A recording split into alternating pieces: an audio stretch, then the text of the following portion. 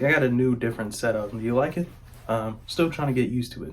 Now I was gonna think of a different intro, but honestly, I ain't got nothing. This movie jaded me in a way that I don't know how I'm gonna recover. If you haven't seen my previous video, please go watch it because I put a lot of time and work into that, and it really makes sense when reviewing this. As we journey through all the Mission Impossible movies leading up to the final reckoning, I will add my own personal commentary to add a little nuance to my reviews, adding something different. Today, we're arguably reviewing the worst Mission Impossible movie out of the series, Mission Impossible 2. And let's try to find some good things about it. With that being said, sit down, grab some M&Ms, and let's press play on Mission Impossible 2 2000.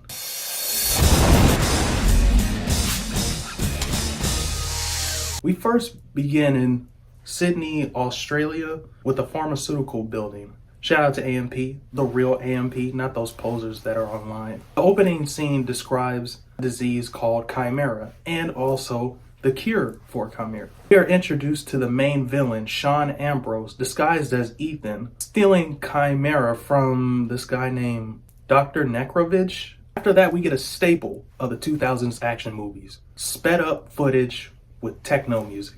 Because why focus on shot continuity, focusing in on a shot and getting a great shot when you can just speed up and get right to the stuff that you actually want to see?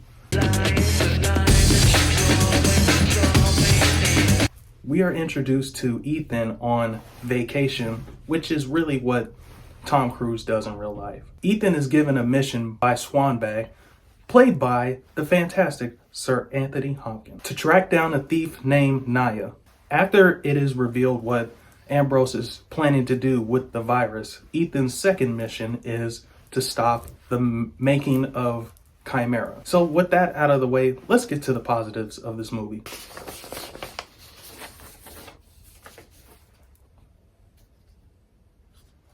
This was the best Mission Impossible theme we've gotten. But no, seriously, I came into this review wanting and expecting to rip this movie to shreds. But I will say, there are some things that I have grown to like. It still doesn't change my overall opinion, but surprisingly, there are some things that work. For example, the fight scenes were way better than they were in the first movie. Last half can be interesting, but not as good as the train scene in the last movie. The motorcycle and knife stunt was chef kiss. Honestly, one of Tom Cruise's best stunts. Naya can be pretty charming and give a good back and forth with Ethan. Those were all the positives, so let's get to the negatives and the rest of this movie. First of all, we got to talk about how the villain is one of the worst, if not the worst, in the Mission Impossible series. The problem isn't what he wants, it's why he wants it. Now you're all probably saying, well, he's stealing the cure so that he can make money and he can sell it to the highest bidder. And that in and of itself is one of the laziest ways to write a villain. Either they want to acquire power, or they want to be rich, or they want to do both. It's not compelling. It's just such a blanketed reason to want to do bad things. If they truly wanted to go with the virus subplot, have someone close to him or himself be infected with the Chimera virus, so there's a reason to get the cure. Because one of the things that they build up excellently in this movie is that you only have 20 or so hours before the virus is unstoppable and you die. It adds a layer of time in having to get the cure before he or someone he loves dies. And it shows his desperation to get the cure by any means necessary. We've seen this done before. Or show why he truly needed the money. Show him trying to make ends meet, and this money would help. But no, he's an already rich guy trying to get richer because why not? So every time I see him on screen, I just roll my eyes because he's not threatening, he's not charming, which could have saved his character.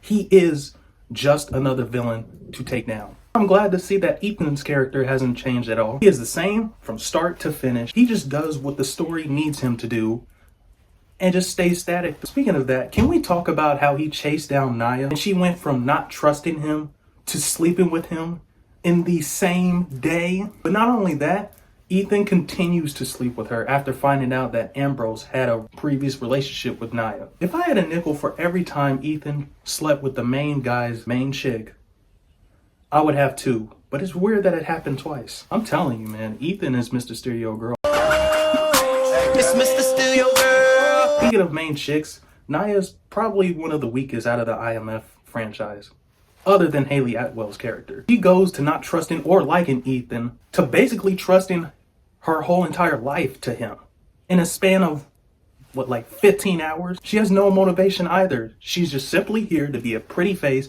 for Ethan to save, which is very disrespectful to Mrs. Newton's talent. You hire this amazing actress with such ungodly amount of talent, and what do you have her as? A Michaela Baines type. Oh, but she's not the only wasted actor in this movie. No, that award goes to Sir Anthony Hopkins. What were they thinking? What was even the point if you were going to have him in only 2 scenes? The most disappointing part is that first he tells Ethan his mission, disappears, doesn't appear for another 2 hours, and then comes back just to say, well done. You waste such an amazing actor like him that could have gone to anybody, and you give it to Anthony Hopkins for him to do what? Nothing. He contributes nothing to this movie. Can we talk about the heist from this movie? Because it is such a huge downgrade from the first movie's heist. In the first movie, you have the scene where it's successfully built up that the room is damn near impossible to get into. And Ethan, every time someone does their own part and breaks in, it's really tense because any wrong move can fail the whole entire mission. In this movie, we have a pretty simple room that seems like anybody can break in. This leaves the scene honestly useless and gives no stakes to Ethan or the other side characters. And it just makes the scene unintentionally funny. 25, 24, 23, 23, 22, 21.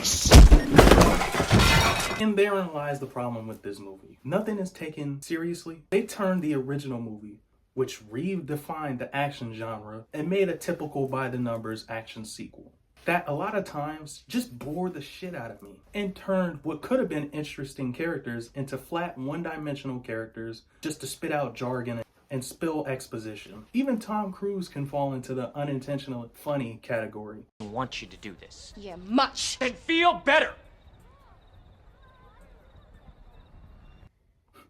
Tom, you wanna go ahead and try to do that scene again?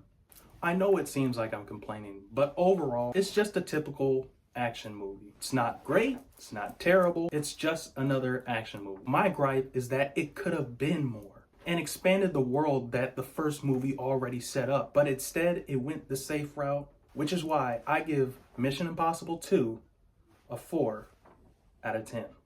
Ooh, now that we got the worst one out of the way, I'm excited to review Mission Impossible 3, which I hope, from what I remember, is better than this. With that being said, drink your water, be safe in these horrible times. Whipping the hat. Peace. Give me a drink. I need to get out of here. 23, 22, 21, 20. 23, 22, 21, 20.